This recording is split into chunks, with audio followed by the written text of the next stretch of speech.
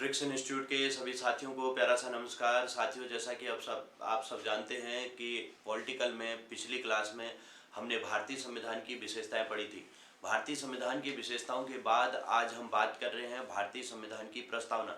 इस टॉपिक को समझते हैं। सबसे पहले हमें प्रस्तावना को समझना पड़ेगा कि प्रस्तावना में क्या कहा गया है। तो आप इस प्रस्तावना को देखिए। हम भारत के लोग, प्रस्तावना में क्या कहा गया देखिए, हम भारत के लोग, भारत को, ये इस चीज में अंडरलाइन करते चलना, इसको लिख करके अच्छे से सब लोग लिख लें और इसको अंडरलाइन करेंगे। हम भारत के लोग भारत को एक संपूर्ण प्रभुत्व संपन्न समाजवादी, पंथ निरपेक्ष, लोकतांत्रिक गणराज्य बनाने के लिए तथा उनके समस्त नागरिकों को सामाजिक आर्थिक राजनीतिक न्याय, ठीक है, न्याय कौन कौन से, सामाजिक आर्थिक और राजनीतिक न्याय, विचार अभिव्यक्ति, विश्वास, धर्म और उपासना की, इन सब की क्या, स्वतंत्रता, ठीक है।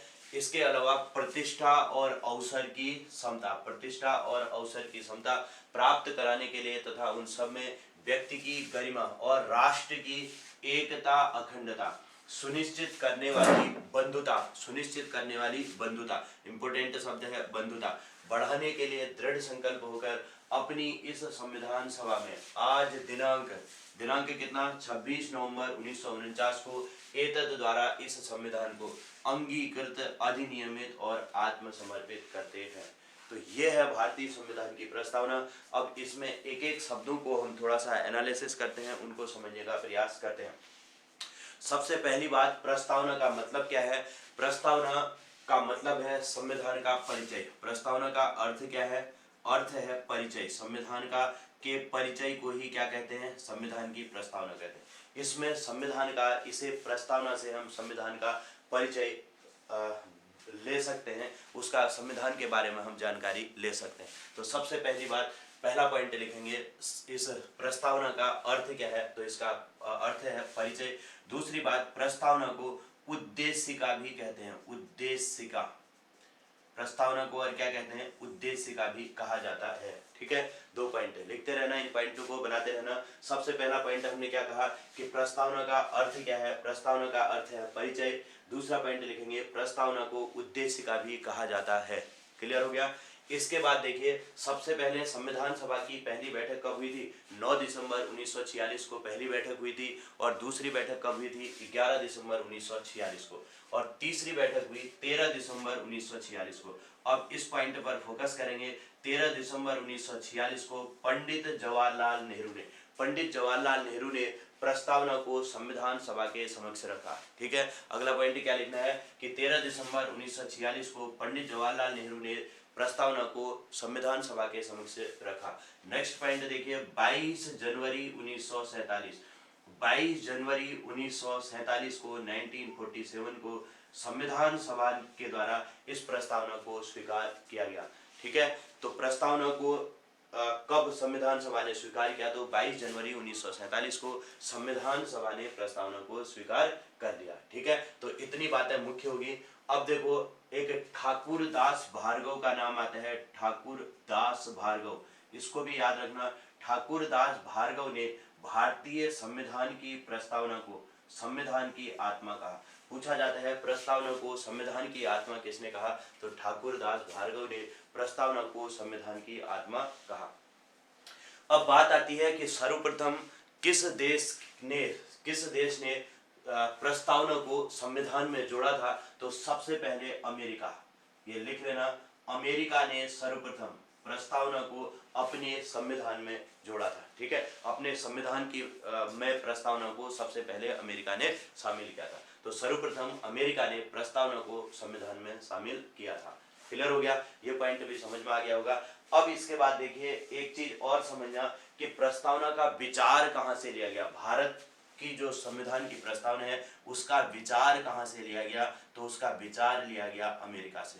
तो अगला पॉइंट क्या लिखेंगे आप कि प्रस्तावना के विचार को कहां से लिया गया, अमेरिका से। और दूसरी ओर प्रस्तावना की भाषा कहां से ली गई, तो ऑस्ट्रेलिया से प्रस्तावना, ऑस्ट्रेलिया के संविधान से प्रस्तावना की भाषा को लिया गया।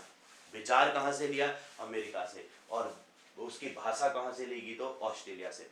अब बात आती है प्रस्तावना में संशोधन। प्रस्तावना में संशोधन की बात करेंगे तो भारतीय संविधान की प्रस्तावना में संशोधन अभी तक केवल एक बार हुआ है। संशोधन कितनी बार हुआ है, एक बार। कौन सा संविधान संशोधन है, 42वां संविधान संशोधन। कब हुआ था, संविधान संशोधन 1976 में, 1976। 42वां संविधान संशोधन 1976 के द्वारा संविधान की प्रस्तावना में अब तक केवल एक बार संशोधन हुआ है, और इस संशोधन के द्वारा समाजवादी, पंथ निरपेक्ष तथा अखंडता शब्द जोड़े गए। इस संशोधन के द्वारा कौन से शब्द जोड़े गए, समाजवादी, समाजवादी, समाजवादी, पंथ निरपेक्ष, पंथ निरपेक्ष, और कौन सा शब्द, अखंडता शब्द जोड़ेंगे, अखंडता शब्द जोड़ेंगे। ये तीन शब्द इस 42वें संविधान संशोधन के द्वारा जोड़े गए। ठीक है, तो क्या क्या पॉइंट कहे मैंने, प्रस्तावना का अर्थ क्या है, परिचय है, और दूसरी बात प्रस्तावना को और क्या कहा जाता है, उद्देश्य का। तीसरा, संविधान सभा के समक्ष प्रस्तावना को कब रखा गया, तो 13 दिसंबर 1946 को पंडित नेहरू ने रखा, और फिर संविधान सभा ने इसे कब स्वीकार किया, तो 22 जनवरी 1947 को इसे स्वीकार कर लिया। प्रस्तावना को संविधान की आत्मा किसने कहा है, ठाकुरदास भार्गव ने। अब इसके बाद सबसे पहले किस देश ने प्रस्तावना को शामिल किया अपने संविधान में, तो अमेरिका ने शामिल किया। फिर बात आई कि भारतीय संविधान में प्रस्तावना के विचार को कहां से लिया गया, अमेरिका से। प्रस्तावना की भाषा कहां से ली गई, ऑस्ट्रेलिया से। और भारतीय संविधान में अब तक संशोधन कितनी बार हो चुका है, तो केवल एक बार। कौन सा, 42वां संविधान संशोधन 1976, और इसके द्वारा संविधान की प्रस्तावना में समाजवादी, पंथ निरपेक्ष और अखंडता शब्द जोड़े गए। क्लियर हो गया, ये तो कुछ बातें हमने यहाँ पर बेसिक चीजें हमने समझ ली। अब इसके बाद प्रस्तावना के जो शब्द हैं उन पर हम चर्चा करते हैं। हम भारत के लोग से प्रस्तावना शुरू हो रही है, इसको समझते हैं। सबसे पहला पॉइंट तो ये आता है कि हम भारत के लोग का मतलब क्या है। हम भारत के लोग का मतलब ये है कि जो भारतीय संविधान की प्रस्तावना है, या भारतीय संविधान का जो मूल स्रोत है, वो क्या है, भारत की जनता है। ठीक है, तो सबसे पहला पॉइंट यही आता है कि हम भारत के लोग। सबसे पहले हेडिंग बनाएंगे, हम भारत के लोग, हम भारत के लोग, और इसमें क्या लिखेंगे कि भारतीय संविधान, संविधान, भारतीय संविधान का स्रोत, सोर्स क्या है, तो भारत की जनता है। भारतीय संविधान का स्रोत क्या है, तो भारत की जनता इसका स्रोत है। ठीक है, तो सबसे पहली बात तो ये होगी। दूसरी चीज देखो, हम भारत के लोग, भारत को। अब यहाँ पर एक प्रश्न ये पूछा जाता है कि भारतीय संविधान में भारत शब्द कितनी बार आया है, तो भारतीय संविधान में भारत शब्द कितनी बार आया है, तो भारत शब्द आया है 2 बार आया हुआ है। क्लियर हो गया, तो भारत शब्द भारतीय संविधान में कितनी बार आया है, तो 2 बार आया। अब बात आई संपूर्ण प्रभुत्व संपन्न, ये शब्द आपने पहले ही सुना था, संपूर्ण प्रभुत्व संपन्न, जिसका मैंने पिछली वीडियो में सबसे पहले पॉइंट में यही कहा था कि संपूर्ण प्रभुत्व संपन्न का मतलब है कि भारत अपने आंतरिक व बाह्य मामलों में, भारत अपने आंतरिक व बाह्य मामलों में क्या होगा, आत्मनिर्भर होगा। आंतरिक व बाह्य मामलों में आत्मनिर्भर होना ही क्या कहलाता है, संपूर्ण प्रभुत्व संपन्न कहलाता है। अब बात आती है समाजवादी की। समाजवादी क्या होता है, देखो, समाजवादी का मतलब है एक ऐसी सरकार जो जनता के हितों पर काम करती है। किसके हितों पर, जनता के हितों पर काम करती है। अब ये समाजवाद भी 2 प्रकार के होते हैं, एक होता है साम्यवादी समाजवाद, दूसरा होता है लोकतांत्रिक समाजवाद। समाजवाद कितने प्रकार के होते हैं, एक होता है साम्यवादी, साम्यवादी समाजवाद, और दूसरा क्या होता है, लोकतांत्रिक समाजवाद, लोकतांत्रिक समाजवाद, लोकतांत्रिक समाजवाद।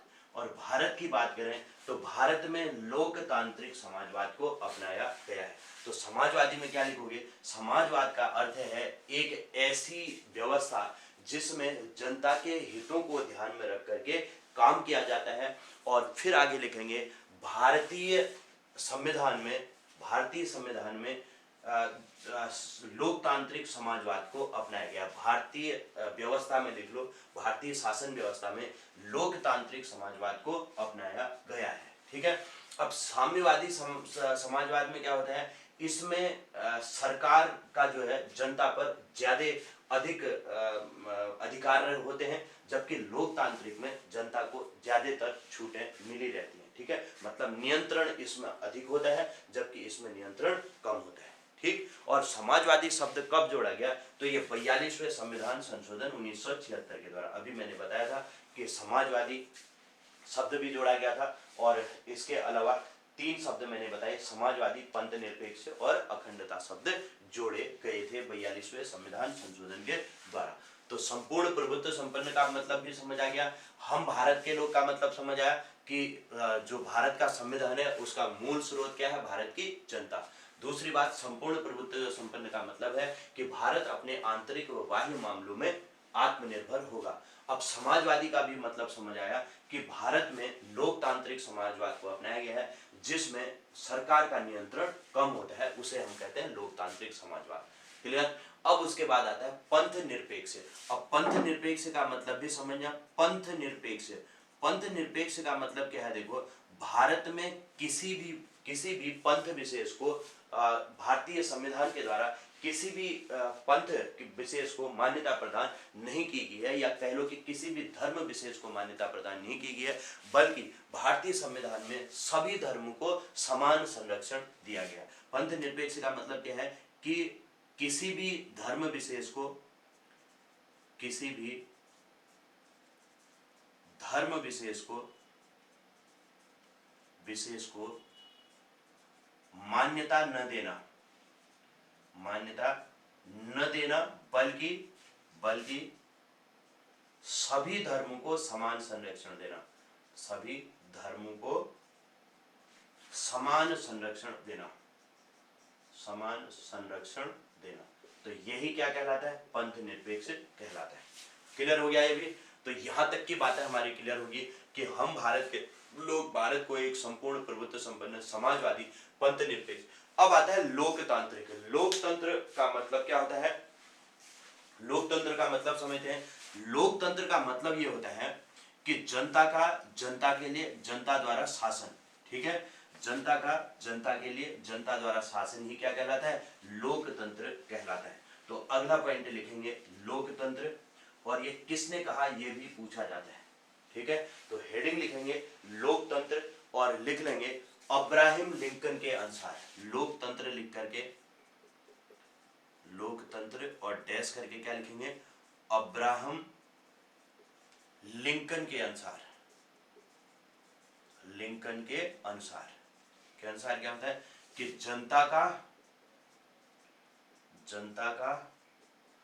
जनता के लिए जनता द्वारा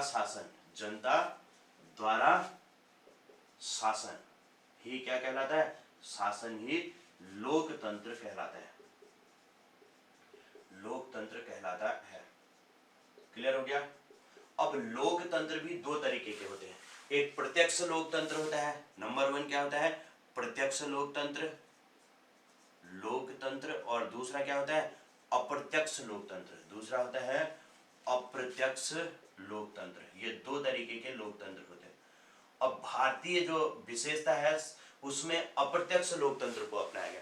प्रत्यक्ष लोकतंत्र में क्या होता है, जब कोई भी नियम बनाने होते हैं तो उसके लिए जनता वोट देती है सीधे सीधे। ठीक है, जनता जब वोट देती है तो उसे हम क्या कहते हैं, प्रत्यक्ष लोकतंत्र। लेकिन अप्रत्यक्ष लोकतंत्र में क्या होता है, जनता वोट नहीं देगी, कोई भी नियम बनाना है तो जनता द्वारा जो चुने गए प्रतिनिधि होते हैं उनके द्वारा वोट दिया जाता है। ठीक है, तो ये हो गया अप्रत्यक्ष लोकतंत्र। तो भारतीय शासन व्यवस्था में अप्रत्यक्ष लोकतंत्र को अपनाया गया। प्रत्यक्ष लोकतंत्र का कोई उदाहरण कहेंगे तो प्रत्यक्ष लोकतंत्र में जैसे स्विट्जरलैंड होता है। स्विट्जरलैंड में क्या है, अप्रत्यक्ष लोकतंत्र की व्यवस्था को अपनाया गया है। ठीक है, वहां पर जनता कम है तो कोई भी नियम बनाना होता है तो जनता ही उसके लिए वोट देती है। क्लियर हो गया। अब आगे बढ़ते हैं लोकतांत्रिक गणराज्य। अब समझते हैं गणराज्य का मतलब क्या है। नेक्स्ट हेडिंग लिखेंगे आप लोग गणराज्य। गणराज्य का मतलब क्या है, देखो एक ऐसी शासन व्यवस्था जिसमें देश का जो संवैधानिक प्रमुख होता है वह वंशानुगत नहीं होता। ठीक है, ऐसी शासन व्यवस्था जिसमें देश का संवैधानिक प्रमुख वंशानुगत नहीं होता, प्रमुख वंशानुगत नहीं होता, वंशानुगत नहीं होता, नहीं होता, ठीक है, वंशानुगत नहीं होता, और वह प्रत्यक्ष या अप्रत्यक्ष रूप से चुना जाता है, या तो प्रत्यक्ष द्वारा या फिर अप्रत्यक्ष रूप से चुना जाता है, अप्रत्यक्ष रूप से चुना जाता है। जैसे भारत में देखो, भारत में क्या होता है, राष्ट्रपति, संवैधानिक प्रमुख कौन होता है, राष्ट्रपति। तो राष्ट्रपति वंशानुगत नहीं होता है ना, पिता के बाद पुत्र राष्ट्रपति नहीं बन जाएगा, वंशानुगत नहीं होता है, बल्कि कैसा होता है, उसे अप्रत्यक्ष रूप से भारत में चुना जाता है। क्लियर हो गया। तो ये हो गया गणतंत्र का मतलब, क्लियर हो गया यहाँ पर हमें कि गणतंत्र क्या होता है। लोकतंत्र भी समझ आया और गणतंत्र भी समझ में आ गया, ठीक है। इन शब्दों का थोड़ा सा ध्यान रखना, लोकतंत्र क्या होता है, गणतंत्र क्या होता है, संसदीय शासन व्यवस्था क्या होती है, संवैधानिक व्यवस्था क्या होती है, इन शब्दों में थोड़ा सा ध्यान देना है, इसका मतलब क्या होता है, किसका मतलब क्या आता है। तो गणतंत्र का मतलब आपको समझ आया होगा, लोकतंत्र का मतलब भी समझ आ गया होगा। लोकतंत्र का मतलब क्या है, जनता का जनता के लिए जनता द्वारा शासन, ही क्या कहलाता है, लोकतंत्र। और गणतंत्र का मतलब क्या है कि एक ऐसी व्यवस्था जिसमें देश का जो संवैधानिक प्रमुख होता है वह वंशानुगत नहीं होता। क्लियर हो गया। तो गणराज्य बनाने के लिए तथा उनके समस्त नागरिकों को सामाजिक, आर्थिक, राजनीतिक न्याय। अब देखिए भारतीय संविधान में न्याय कितने प्रकार के दिए गए हैं, न्याय तीन प्रकार के हैं। कौन कौन से, एक है सामाजिक, दूसरा क्या है, सामाजिक, आर्थिक और राजनीतिक न्याय, आर्थिक और राजनीतिक न्याय, ये तीन प्रकार के न्याय प्रदान किए गए। फिर आगे देखिए, विचार, अभिव्यक्ति, विश्वास, धर्म और उपासना की स्वतंत्रता। तो स्वतंत्रता कितने प्रकार की दी गई है, स्वतंत्रता दी गई है 5 प्रकार की। कौन सी, एक तो विश्वास की, विचार की स्वतंत्रता, विचार, अभिव्यक्ति की स्वतंत्रता, अभिव्यक्ति मतलब अपने विचारों को व्यक्त करने की, अभिव्यक्ति की स्वतंत्रता, ठीक है। और किसकी, विश्वास, हम किसी भी धर्म में विश्वास कर सकते हैं, किसी भी देवी देवता पर विश्वास कर सकते हैं। और किसकी, धर्म की, कोई भी किसी भी धर्म को मान सकता है, धर्म की स्वतंत्रता। और उपासना, हम किसी की भी उपासना कर सकते हैं। ये इतने प्रकार की, 5 प्रकार की क्या दी गई है, स्वतंत्रता।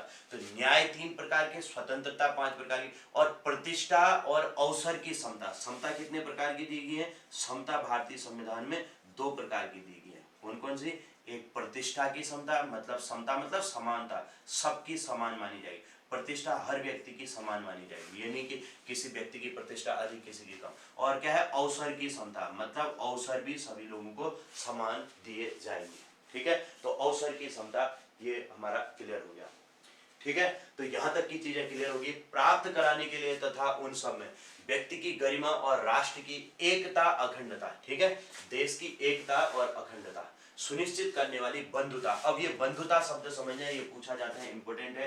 बंधुता शब्द को भारतीय संविधान की प्रस्तावना में कहां से लिया गया है, तो ये फ्रांस की क्रांति से लिया गया। कहां से लिया गया है, फ्रांस की क्रांति से बंधुता शब्द को लिया गया है, ठीक है। बंधुता बढ़ाने के लिए दृढ़ संकल्प होकर अपनी इस संविधान सभा में आज दिनांक 26 नवंबर 1949 को, मतलब 26 नवंबर 1949 को क्या हुआ था, 1949 को क्या हुआ था, भारतीय संविधान को क्या किया गया था, अंगीकृत किया गया था, अंगीकृत, अधिनियमित किया गया था, अधिनियमित और आत्मसमर्पित किया गया था। क्या किया गया था, आत्मसमर्पित।